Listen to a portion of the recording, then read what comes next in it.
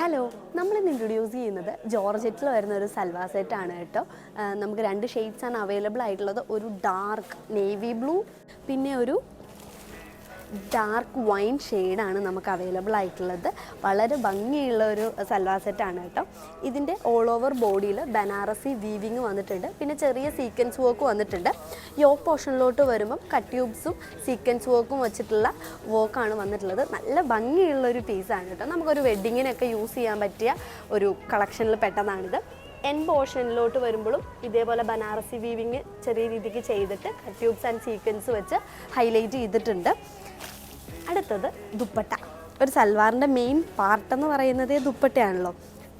ഇതിൽ ടോപ്പിൽ നല്ല രീതിക്ക് വർക്ക് വന്നിട്ടുണ്ടെങ്കിൽ ദുപ്പട്ട കുറച്ച് സിമ്പിളായിട്ട് ബോർഡറിൽ ബനാറസി വീവിങ്ങും ബോഡി പോർഷനിൽ ബനാറസി വീവിങ്ങിൻ്റെ ചെറിയ ബുട്ടാസുമാണ് വന്നിട്ടുള്ളത്. രണ്ട് നല്ല ഷെയ്ഡ്സാണ് അവൈലബിൾ ആയിട്ടുള്ളത്.